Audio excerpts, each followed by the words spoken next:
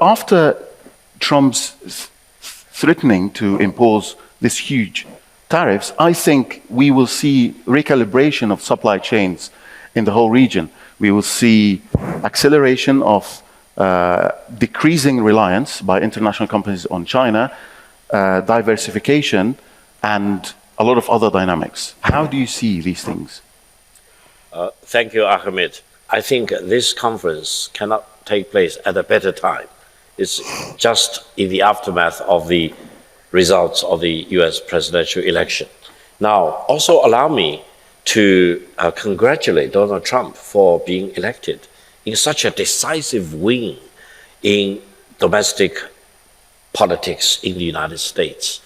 And now the Republican Party is in control not only of the White House, but also of the Senate, of the House of Representatives, and President Trump and the Republican Party probably have greater influence at the Supreme Court level and other federal court levels. So I think in the coming 4 years, starting on January the 20th, President Trump will shake up the United States as well as shake up the world. And most of us are holding our breath as to see what President Trump will do or will not do. As far as China-US relations are concerned, Donald Trump has threatened to go maximum in terms of imposing tariffs on Chinese export to the United States. But allow me to mention one thing. Trump never tells the American people who pays these tariffs. China doesn't pay any single penny of the tariffs imposed by the United States on Chinese export to the United States.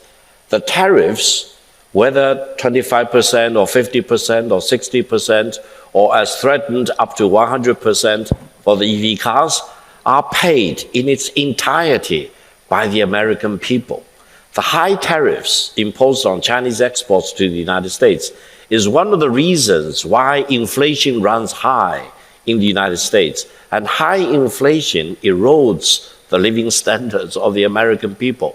In a sense, the higher tariffs imposed by the United States government under President Trump before, now under Biden, and to be imposed again by President Trump, will cause high inflation in the United States. It's not sustainable. Now, Ahmed, you talked about reconfiguring the supply chain. The supply chain is never carved in stone, but Rome is not built overnight. China spent the past 46 years in economic reform, opening to the outside world. So if you really want to change the supply chain, to squeeze China out of the supply chain, you probably need to spend another 46 years to come to change it. And the world is changing. I think the fact that President Xi Jinping keeps talking about the new qualitative productivity, which is a tongue twister in itself, really means China needs to rely on technological breakthrough, on scientific breakthrough to increase, boost its own productivity, and completely changing the ways of doing things in China. From the Chinese perspective, let me tell you how China looks at the world right now. China believes AI revolution is real, and AI revolution will completely shape the world. And the real competition is not between China versus the United States. The real competition is between AI on the one hand, which is changing rapidly, versus Homo sapien. All of us are Homo sapien. So if China and the United States really just compete, especially in the AI sphere, the ultimate winner may not be China or the United States. It may be AI. AI may gain its own independence and its own conscience and subjugate all of us, human beings, as a second-class citizen. What's the fun of that? China and the United States, the two leading countries in AI revolution, eventually need to come to terms with how they need to cooperate rather than confront each other or a zero-sum game to kill each other using AI as the instrument. So from the Chinese perspective, we welcome Donald Trump, and we actually highly appreciate the fact that Donald Trump declared to the world that for the 4 years when he will be the next president of the United States, he will not use war as an instrument to solve any international issues. I hope President Trump will be serious about it. And I would really highly recommend that if he achieves that, he should be awarded the Nobel Peace Prize. Really, he will really make a very important legacy for mankind if he can prevent the United States from engaging in war, direct or indirect, proxy war of all kinds in the world. So let's wait and see, let's hold our breath to see whether President Trump will really do miracles to preserve peace and avoid using war. Other than that, tariff war, China is very confident. Why? Because if Trump has a way to force China to pay 100%, 60% of the tariffs the US government imposes on China, China will feel the pain. But it's paid by the American consumers. It fuels inflation. So I hope President Trump will really know economics ABC and realize that using tariff can make you happy instantly, but it may deprive you of your sanity in the longer term. Thank you. That's a very interesting take from a Chinese scholar on Trump.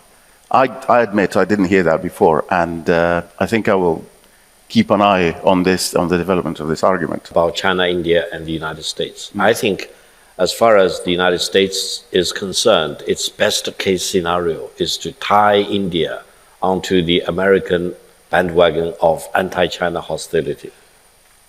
Now, for India to be tied on to the US bandwagon of hostility against China would be a nightmare, because China and India each has a population of more than 1.4 billion people, and they are neighbors to each other, thousands of kilometers of common boundary. And if war breaks out between China and India, you are talking about a war involving close to 3 billion people in the world. There will be no more peace for the rest of the world. And I always tell my Indian friends, and I have high admiration for India as a nation, the worst enemy of India is not China.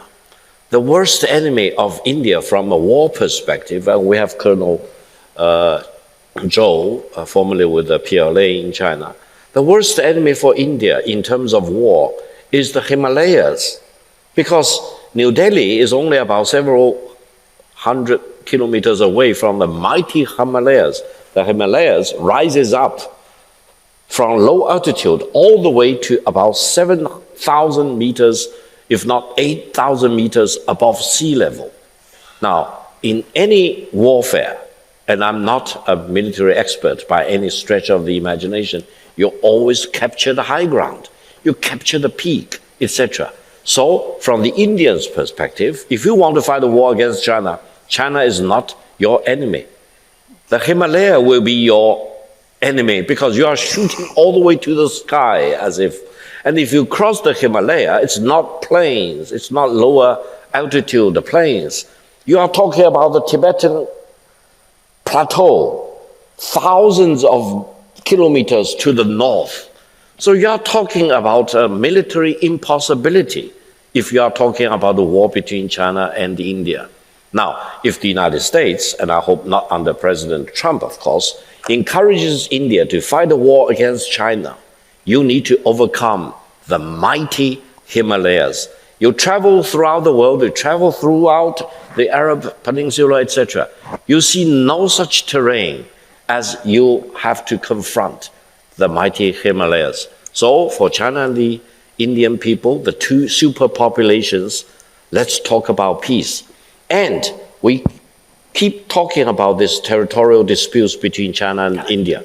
The China-Indian disputes were not created by India, and they were not created by China. Who created these territorial disputes? The British colonists, when they ruled India in the form of British Indian Empire. And neither China nor India should be held hostage by the British Indian colonists who want to push the boundary of India into Tibet, into Xinjiang, into many other directions, etc. And the Indian people should never expect that you can achieve goals laid out by the British Indian colonists, that the British Indian colonists failed to achieve in their own way. So let's talk about peace rather than war between China and India. That's the only right way for these two great nations. Mr. Joshi, please. Yeah, just a quick corrective. You see, the conflict between India and China, see, the military conflict is, I would push that to the side. There are other problems too between China and India. And trade, yes, is a region where there's a problem. India's trade with China is hugely unbalanced. It is not the kind of trade which can continue forever. And one of the pressure points between India and China always has been the kinds of barriers which China keeps putting up to exclude certain kinds of trade with India. And that's a problem which most of the world has with China. So there India does make common cause with a lot of other similar countries who are in the same dilemma, which includes countries in Europe, which includes the United States of America. We have a problem. We have a trade problem with China.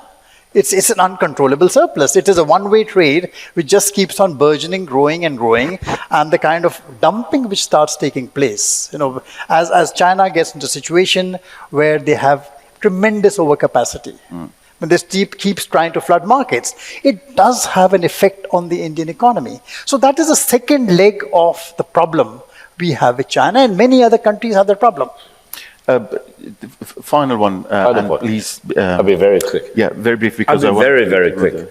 While I have high admiration for India, as I mentioned, back in 1978, in terms of the size of the economy, China and India were more or less at par with each other. But today, China is completely different from India. The size of the Chinese economy is more than 5 India combined. That means India is less than 20% of the Chinese economy. So, talking about China and India, China must have done something tremendously right over the past 46 years to really leap forward ahead of India as a size of the economy. And I hope Indian friends will really catch up. And eventually, China and India will be in the top 3 largest economies in the world. The sooner India achieve that goal, the happier I will become.